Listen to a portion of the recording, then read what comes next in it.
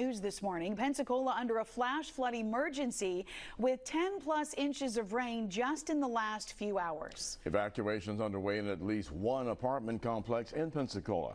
We have a crew live at the Forest Creek Apartments. That's at Patton Drive between Jones Swamp Wetland Preserve and Navy Boulevard.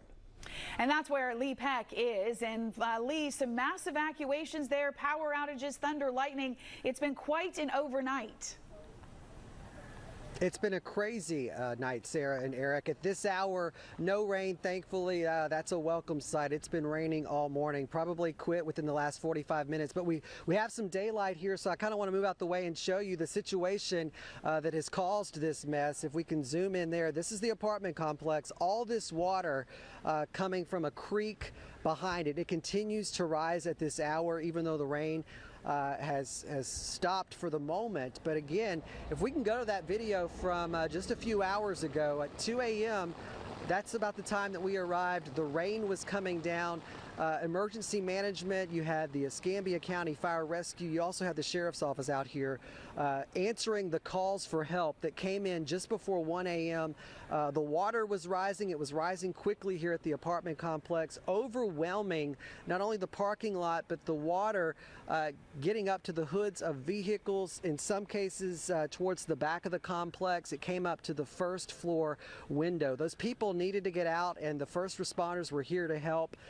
They had boats. They also had the Escambia County Sheriff's Office water rescue vehicles, those elevated vehicles. We saw 2 of those bringing dozens of people out.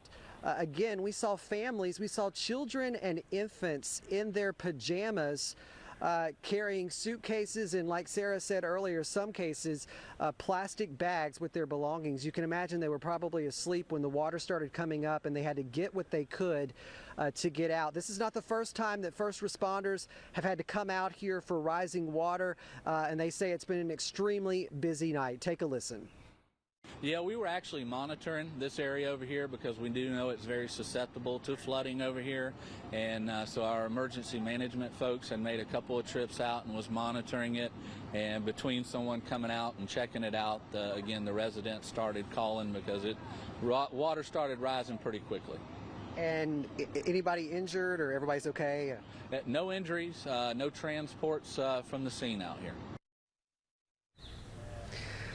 That is the good thing here. No injuries, no one transported, but there were people, a lot of residents transported by the Escambia County Transit Agency. They had 2 buses out here taking people to a nearby makeshift shelter. It's still unclear how long they will be here, but some residents, they saw the water coming up, or they knew it was a possibility.